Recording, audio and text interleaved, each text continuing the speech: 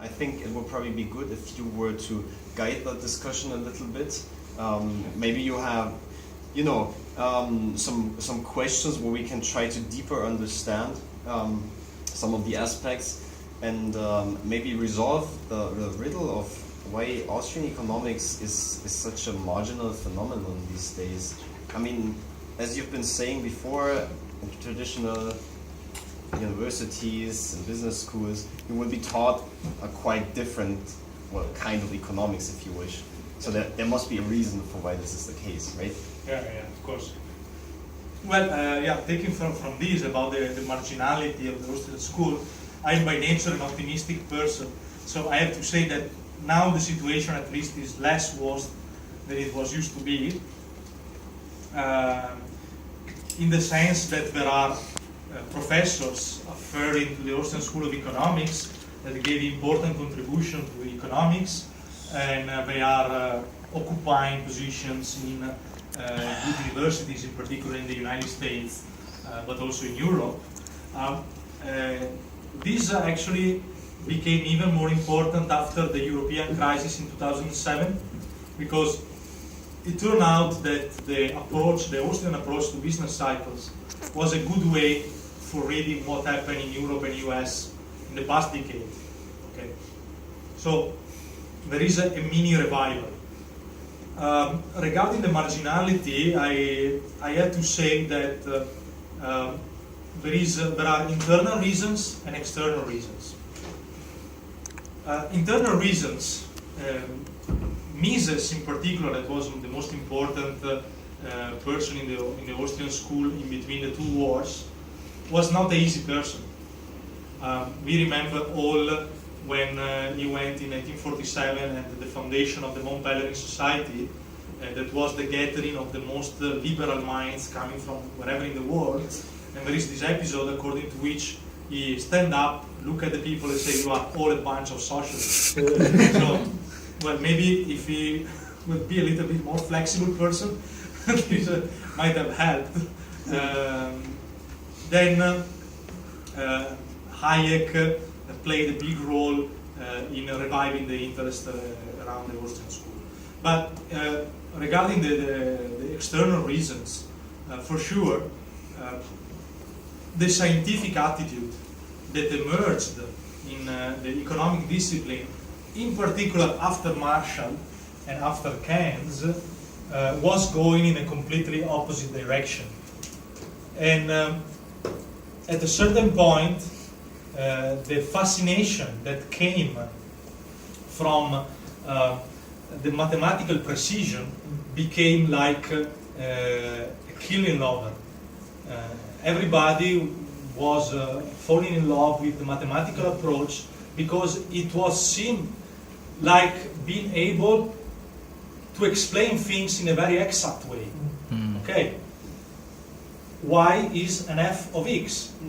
Okay, and that's all. So we can make predictions, we can predict the future, we can give policy advice, and the outcome will be perfect.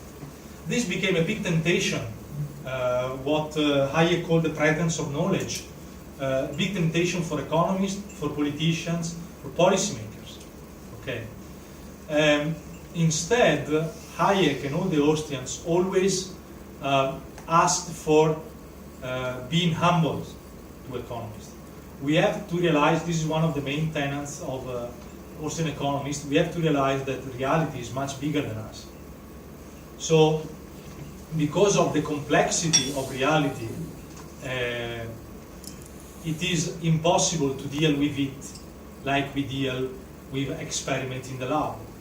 Okay, but I can understand that fascination for mathematics was there for a long time, and how to say, economists felt like inferior compared to physical scientists, and they wanted to try to imitate them in order to gain respectability in the scientific community.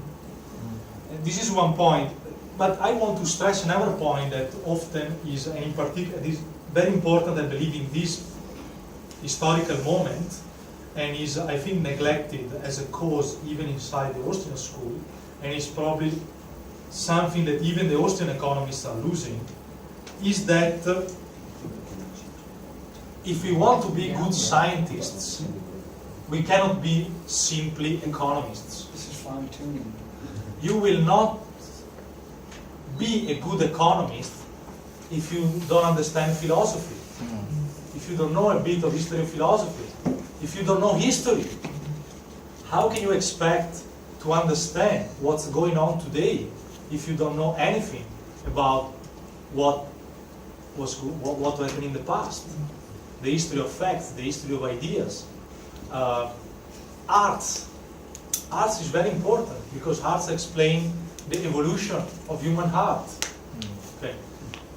And I have the impression, even when I go to college to teach, I feel very frustrated because I can't have a general conversation with my colleagues. Okay. So among the people that are supposed to be the most knowledgeable ones, the intellectuals, there is a very limited knowledge. Maybe they know everything about a very specific aspect of science, but they don't know anything else around them. And this makes the possibility to understand things much more limited. Okay? The possibility of mistakes is much higher. So I believe that in this moment, the most important challenge also inside the Austrian school is to be firmly convinced that a general cultural approach is really, really necessary to be a good economist. That you cannot simply be a good economist if you are not a human being with general knowledge. A genuine curiosity about things that help you to discover other things. I come from a very technical background. I'm an accountant by high school. Then I studied economics, and then I started a PhD in history, and I became more and more curious about more things. I became an accountant because I come from a poor family, so I needed to get a graduation, a diploma that bring me to a job immediately. But then I recognized that if I wanted to have a serious approach about reality, I needed to know more. So I wanted to learn philosophy by myself. I became curious about reality. This curiosity is something that is completely lacking, or going to be lacking in the intellectual environment. People in the academia are technicians. Technicians of ideas, but still are technicians. There is no difference between an economist and someone repairing an air conditioning system. The way in which they study economics is the same way in which a technician repairs an air conditioner, just moving screws. I would like to have a little survey at this point, because I'm curious how many people here would actually be studying economics. Maybe you can raise your hands. Studying. Or studying. Have a major in economics. You mean? Yeah, who has a degree in economics. Yeah, Maybe. whatever. So there's only the three of you. Is there anyone with a four? Anyone with a background in the hard sciences? I mean, in technical, like engineering? yeah. No, hard Physics, sciences, I so mean on. physics, biology, and that kind of stuff. Yes.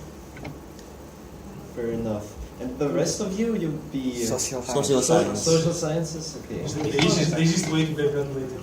Yeah. So, well, I'm coming from a very mathematical background, I'll try to push a bit back. Maybe we can get a discussion going like this, and I want to hear what everybody else thinks on this. I'm a physicist by training, well, physics is often seen as maybe the most successful science there is, because I believe chiefly of two reasons. A, we don't spend so much time on ideological disputes about the ultimate foundations. B, it's true. It's. I find it actually sad, but it allows you to do actual research rather than spend time on methodology. The second point is that we're so reliant on mathematics to describe, the reality that we see around us. It's not only beautiful in some aesthetical sense, but it also helps you to avoid what people tend to do with their theories, namely looking for confirmatory evidence. So a phenomenon described by a mathematical formula can actually be precisely tested. So you would be able to run an experiment and see if whatever you observe there is actually in correspondence with the theory you came up with. And there's, I would say, fewer possibilities to explain away the failures of some experimental outcome that you'd see in other cases. So while, of course, economics is vastly more complicated than physics, there might be a reason why you would want to try to formalize well, maybe not laws, but tendencies in economics, such as to have an actual check against empirics of whether or not your theory works out. So that's my input. And I have to say that indeed this is important. I'm not saying that experimental. I mean, we have Vernon Smith that did very good experimental economics and won a Nobel Prize showing in laboratory that the law of demand and supply actually works. And Vernon Smith is very close to the Austrian School of Economics. The issue is, again, is your personal position toward this way to do things. So you can do modeling to help maybe yourself to give an explanation, but then you have to be very honest in what you can pretend from that model, what you can pretend from that set of data. Like I remember in my economic history period 10 years ago, a huge statistical studies on the evolution of prices, of corn prices in my hometown during the 18th century. I collected for 1 century 3 prices a week for 3 different types of grains. So it was a massive statistical study, and I showed the evolution of the prices. And then, of course, at a certain point, I said to myself, okay, this is a nice graph and a nice evolution about the price fluctuations of grains. But then, one thing is prices, one thing is cost of living. So I cannot simply say prices are going up, but the people were living better or no. So you have to realize that your set of data is limited and you have to expand it in order to see the salaries, in example. And after that, you make your interpretation of what you studied. The mistake that's often done today is that because of that behavior of prices over the past 100 years, I can predict the behavior of prices in the next 100 years. So that historical series can tell me something that still need to be interpreted. So the pure data doesn't tell you anything. Then can tell me something about the future? If yes, how, with which assumption and restriction? So there is like an interior work for the scientist behind that. That is like the dialogue between you and your honest heart to check what is actually possible to be done and what you can expect from that series. That is most of work that, at least in modern economics department, is not done. If you look at people, you go now for a PhD in economics in most universities, they will tell you, okay, take this series and make the statistical correlation, and then you become an economist. Can I have I want to try to talk first. So based on your presentation, what I can see the problem with the current academia and economy is many academia trying to be an economist, but actually they do only a statistic right now. And the problem is the orthodoxy makes many of the student, the undergraduate student, doesn't have any, what I can say is like a novelty about their work to do, you know. They just doing and replicating something, and they don't really know the meaning or the philosophy of the things what they do. So that's what I think the major problem with current economy and it also become, I think in the future become a much bigger problem, because many those students, those undergraduate students, many wants to become a lecturer too, will be replicated the same problem. I think it's important from this perspective that moments like this, in which people can encounter a different perspective, because everything comes from an encounter. Yeah. You go, I mean, when I studied economics, and I had my textbook in microeconomics, I always do this example to students. The textbook was telling me the definition of perfect competition. No? So all the ones among you familiar with economics knows that in the textbook, perfect competition is described as the system in which there is a big number of producers and a big number of consumers. Nobody can discriminate on the price, and everybody is producing in a certain market exactly the same product with the same technology, with the same price, and everything is the same. And at that moment, it fit with me. Then I bought a book, it was the Economics of Time and Ignorance by Mario Rizzo and Gerardo Driscoll, and they were laughing at this example. They said, this is the perfect definition of socialism. Where everybody's producing exactly the same thing, with the same price, the same technology, nobody's putting a difference. This is not competition. In fact, think about the word competition. Competition reminds you about sport. Yeah. And during a soccer match or a boxing match or whatever match, someone wins not because it's the same of the other, but exactly because of the difference. Because he's stronger, because of a better team play, because they bribe the referee. It's also strategy. Yeah. Market doesn't give any moral judgment. Not necessarily the better product will win in the market, but the one with the better strategy. Yeah. That can be even a bribing strategy, or a marketing strategy. Look at what happened with all the IT nerds will tell you that Apple is much better than the normal personal computer, right? The Windows. But in the end, in the market, Windows won. We still can agree that everybody that technically speaking, a Macintosh is better than a Windows computer, but the market, at least a few years ago, was completely dominated by Windows for whatever accident. Okay, it can be marketing, user-friendly, whatever. So the market competition is based on the fact that there are differences. And that's the reason why someone is winning.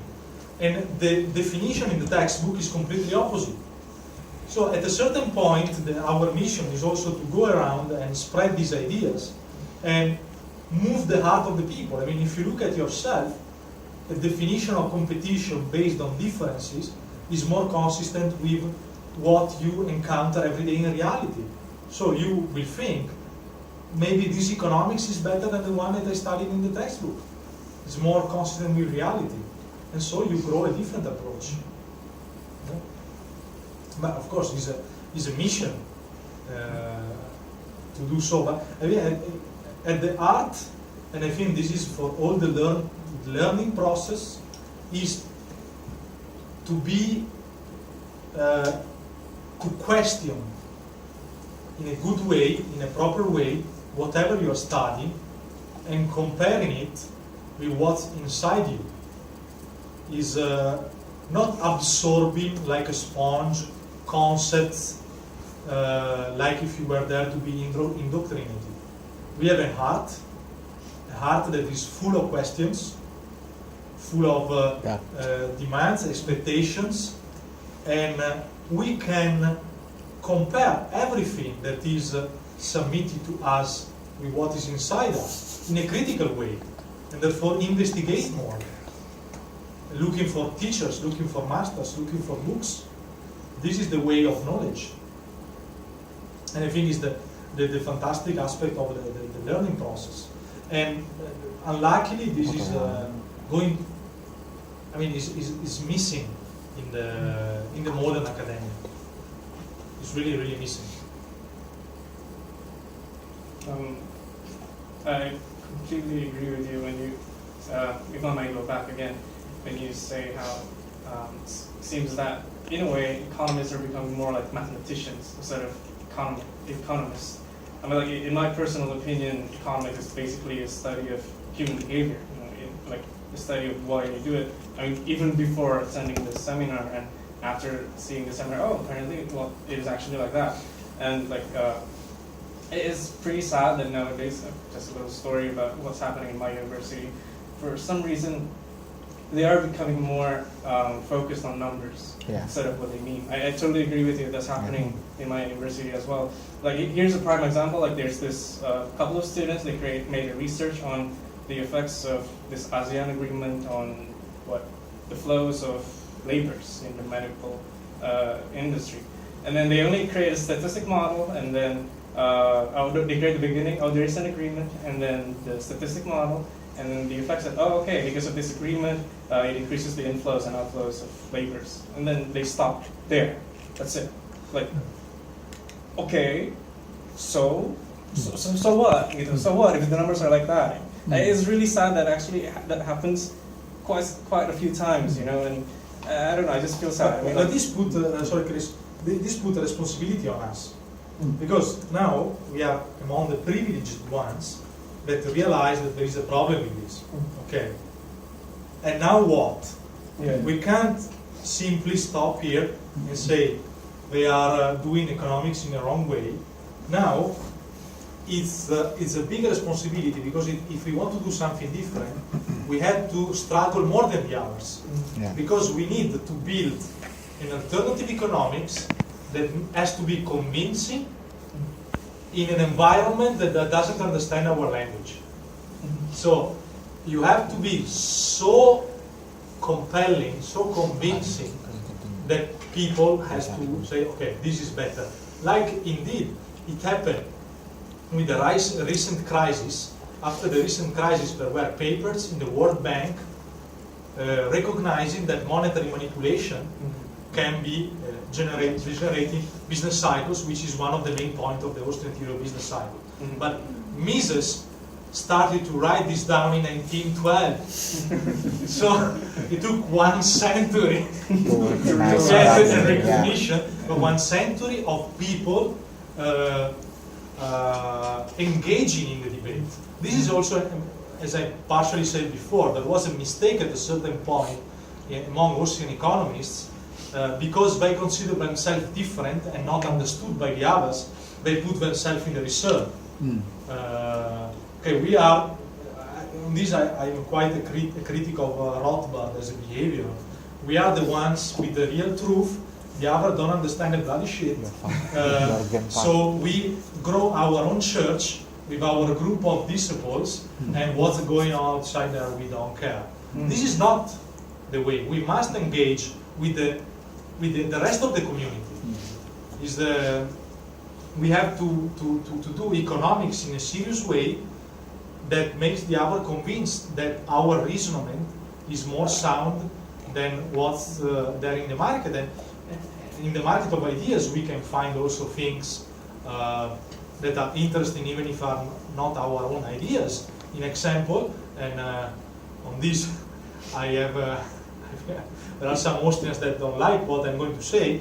There are things in the Marxian approach, not Marxist, Marxian approach to business cycles, on which the Austrian theory is in depth.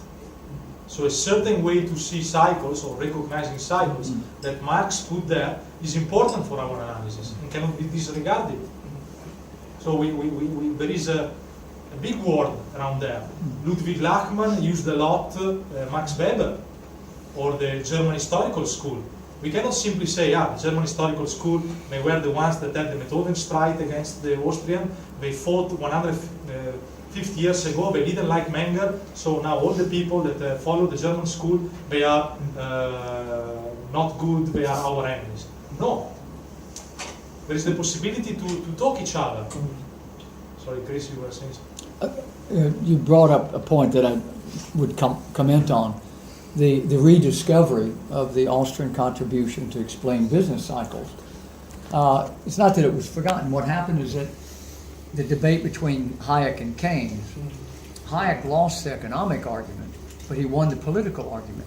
And that's what put the Austrian business cycle theory on the shelf, as it were, for quite a while, until when it became so obvious that Keynes and his followers lost the economic argument. So some other solution had to come up. It's paradoxical that these points about mathematization of economics and the introduction of statistics and all. Because it turns out that although in terms of technical skills in mathematics and statistics, economists are pathetic. When you look at theoretical math and what real statisticians do. But on the other side, the paradoxical side is, for the common man, it's so deeply complicated that most of us don't get it. And it's, so we have that sort of complicating factor there. The only thing worse than these guys coming to some dead end without any consequence to their statistical analysis is that if they actually draw some policy conclusions from it. Yeah. This is the only thing worse. So maybe leave them alone if they just, then what? Because then what means, the state needs to intervene. We need state power to resolve some injustice or redistribute resources. This was even, I was brought up by Chicago school economists who are supposedly free market oriented. At the end of all of our discussions, what are the policy conclusions? What are the policy conclusions? And of course, that always meant you had to be alert to saying, we need more state involvement, education, so that the citizens will be better, informed and blah, blah, blah. It's scary when I look back on it. Those very people who were meant to be supporting this concept of economic freedom were, by using these tools and techniques, actually smuggling in some of the very things that were undermining their own position.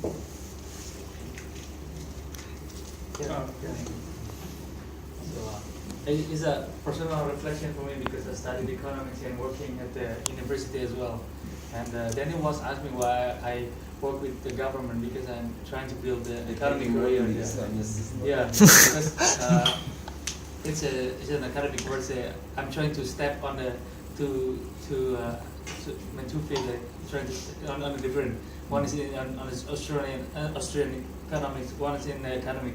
And I found that there is not much of a problem if you just, like Chris said, if you just stop at the result of our result of the research. So, if, for example, I tried a lot of macroeconomic stuff with numbers and the behavioral economics, and when you do this, keeping other variables constant, what will happen? That's all. But the problem is most of the academicians, especially in my university as well, they are always asked, what is the policy implication? What should we do about that? That's just always a problem. That's not the science of the economics itself. That's the problem. But they always put that that the policy itself. It's the whole research is just one. Because if you don't believe in their policy recommendations, so they probably think you are not pro science or something. Actually, it's not that. Yeah, I agree with you though. I mean, like to be quite honest, like I don't know, are you in like undergraduate student right now? You just graduated from bachelor degree. Yeah. Right? I mean, like I don't know, with our very limited understanding on how economics work. Do we really have the right to actually say the policy recommendation? I mean, come on, we barely understand anything. Yeah. Like, I don't know. I mean, that's what my lecturers usually say. Actually, they would actually criticize if a student in their thesis would say, okay, so based on that result, the government should make a policy like blah, blah, blah. And who are you? Who are you to make a policy recommendation? You're not a part of the politics. You're just a student, and you're just a bachelor degree. You don't know shit, basically. Basically, you don't know shit. And then, well, I totally agree with that. Because especially if you're still an undergraduate, come on, like what kind of sophisticated model that you can actually come up with? There's always an assumption and a simplification. I mean, like for instance, like my current thesis right now, I'm trying to make a research on carbon tax, and most of the recent the most past researchers that I come up with, they always use general equilibrium, and it's beyond the capacity of an undergraduate student. So it's actually quite impossible to find. I already understand that in the end it is, of course, impossible to say that, okay, so based on this result, Indonesia should implement carbon tax. No, that's really unlikely. But are these professors honest in the sense that they're just saying that you undergraduates shouldn't have these policy conclusions? It should be left to us. I mean, the proper response is that none of us know.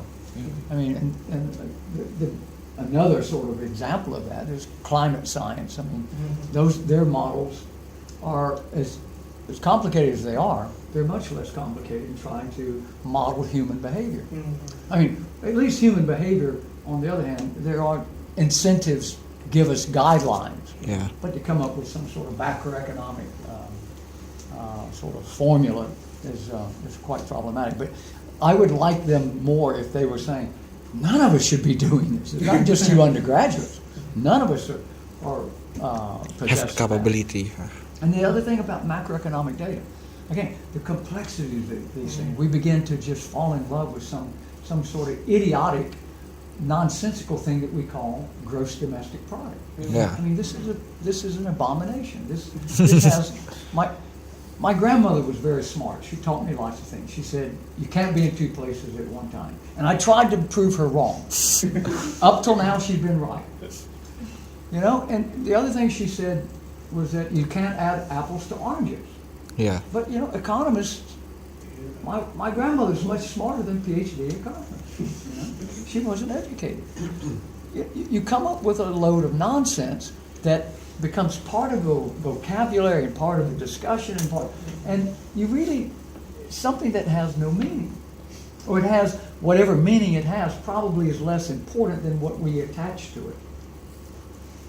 Yeah, well, maybe 2 points on that, because I'm a bit confused by the input that I've been getting. So I'll start with your last remark. So while the GDP certainly is not the perfect indicator of social or economic activity, it still gives you a pretty good idea if a country is doing well or not. And ordering countries by GDP will tell you a lot about how much an average person has access to different goods, how rich they will be, and so on. It's not perfect, but it's also not useless. I find that too much. The second point, economists shouldn't draw policy conclusions. Is that really what we're saying? Because that I would find quite a strong conclusion given on what we're looking at.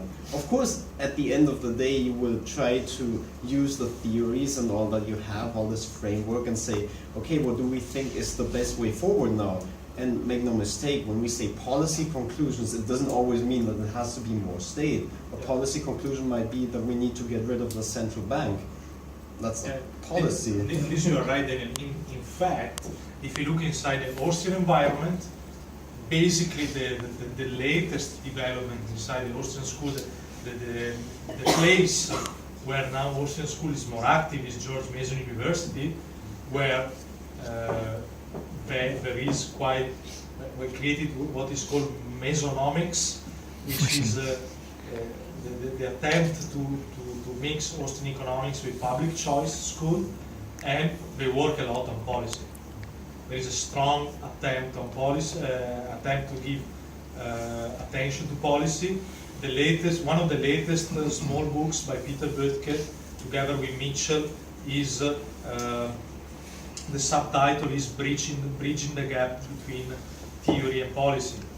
So there is, I think now that the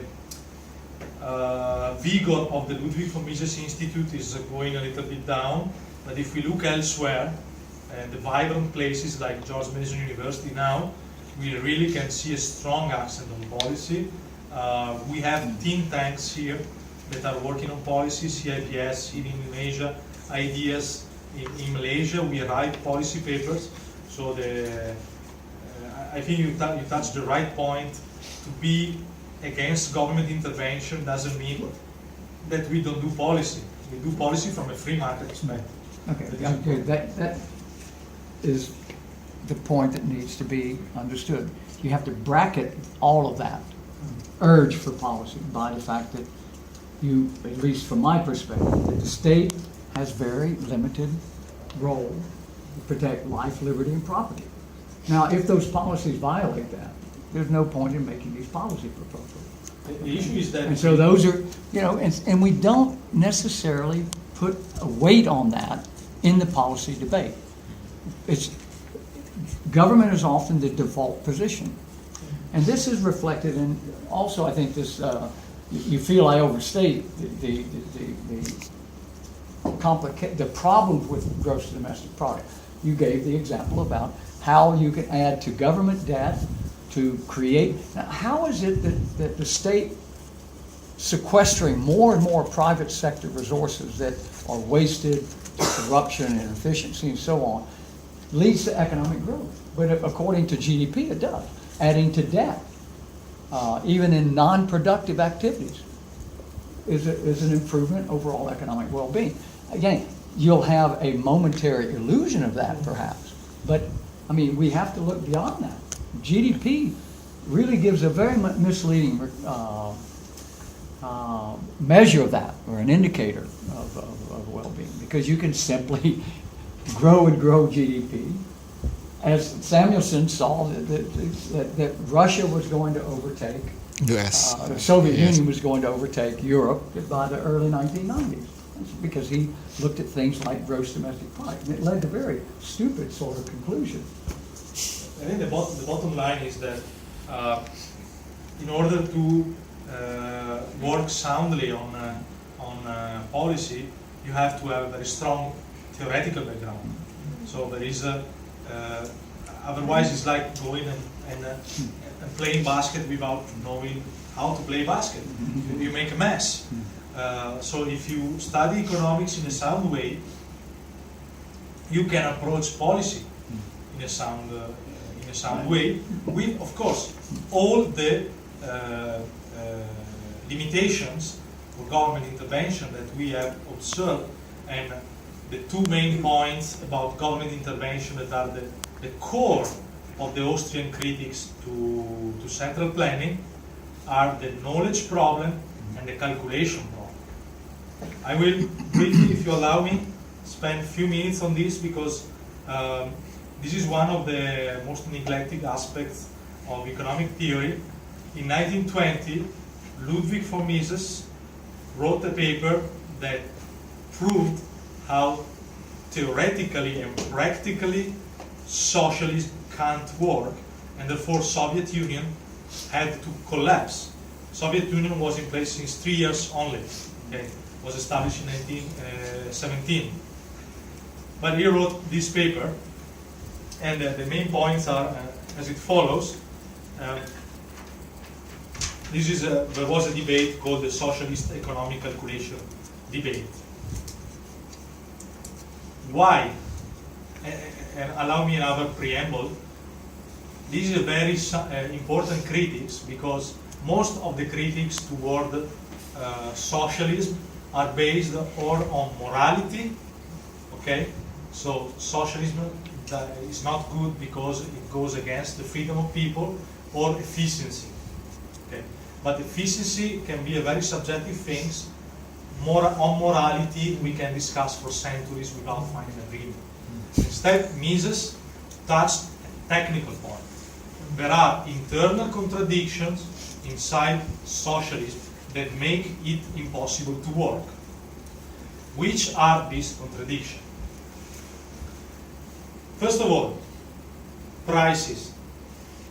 Okay, prices are the main vehicle of transmitting information. Okay, it is because a value of things is expressed in prices in the market that we can make rational choices, right? And we can compare alternatives. Prices are objective, but they come out of subjective evaluations. Okay. At a certain point in the market, a certain good is sold at a certain price, and it remains so because it allows enough people to buy that product that make a profit for the producer. Okay? So, subjective evaluations are summarized into prices, and working with prices, we can always compare profit and losses, okay, with numbers. This is the calculation problem, okay? When you have a company, you can have in prices how much money are your revenue and how much is your cost. If the bottom point is, if revenues are higher than the cost, you can stay in the market. Otherwise, something has to change. Okay. In a central planned economy, calculation is not possible. It's not possible because prices do not exist. Without prices, we cannot make a rational calculation. But why in a central planned economy prices do not exist? Because prices arise only in one place, in the market. In the market, the free exchange of information, okay, allow price to be generated. Okay. If we take out the market, we don't have prices. If we don't have prices, we don't have calculation. Without calculation, rationality is impossible. So socialism is a contradiction itself. And this is the first point, calculation. The second point, which is strictly connected, is information problem. Market is the place where information is exchanged and allow prices to be generated. And why in the socialist system this can't happen? Because of the typical nature of information. Our information is dispersed in our brains. Okay? So we don't know all the things that are in the mind of other people, first. So it's dispersed. Most often it's tacit. We don't communicate explicitly everything that is in our mind, but we communicate in an intermediate way. Buying things, we are communicating indirectly that we can do so, that our preferences and and the price that is expressed there are consistent, and therefore price can remain the same.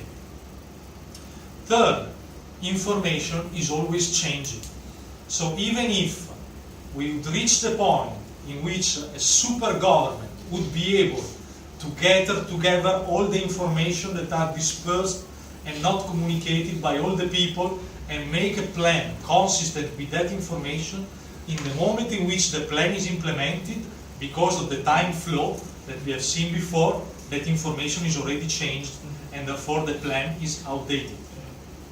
These two elements that are strictly related, knowledge problem and calculation problem, make socialism a contradiction. And the power of these arguments is that they are technical arguments. They are not moral arguments. On moral, we can stay here and discuss, we have to help the poor, the people that don't have money to buy the water, or the charity, and we go ahead for another 2,000 years. Okay? But on the technical argument, there is no discussion. It's a logic contradiction. And if it is a logic contradiction, can't work. This argument was expressed in 1920. If some of you is interested, I will send you the paper and all the material on this, because this is one and probably the main point that young people studying Austrian economics have to master, and only few of them do. When I realized the power of this argument and I went into deep of it, my life changed. Part of this is also in response to the brilliance of several perhaps mainstream economists of that time, but Oscar Lange and Abba Lerner had this very convincing proof, mathematical and elegant sort of presentation of how socialist calculation would actually work. And this was in part response to that, which was a very important contribution to gaining clarity on the impossibility of socialist calculation. But underlying this, the problem with pricing is the calculation problem, is private property, of course. Markets exist because of private, it's a place where you exchange private property. Socialism, by definition, is absent. Yeah. So prices can't make sense because you can't express your own subjective evaluation of that transfer process. So that goes, I think that was somewhat missing in what you were saying. That might add another element to it. You have to understand, this is where under socialism, there was no insurance market. Yeah. Because there's no private property. And these were interesting problems in the transformation from the post-Soviet economies and China as well. These were really practical problems. Accounting is a profession. It's like, what do we need that for? I mean, all these things that we take for granted were absent because markets did not function because private property wasn't present. Yeah. Nobody else wants to play the devil's advocate, right? So I'm familiar with that argument, and I came across it a long time ago. In fact, now a year ago maybe, I've been reading a little bit more into what you might call the neoclassical tradition, especially Brian Kaplan, to cite one example, who I think is an excellent economist who is definitely not an Austrian. So he says about this paper by Mises, while it was in fact a very important contribution, he doesn't believe that the strong claims of socialism being de facto impossible or even a contradiction can really be derived from it. Because what Mises showed in there is what actually most mainstream economists believe too, that socialism is extremely efficient. So the example, if I remember correctly, I think he gives is, imagine you take any given country, there'll be a number of resources, say food, there'll be 100 kilograms of rice. So while the government might not be able to efficiently decide on what the best price for this is in order to distribute it, they could just make one up.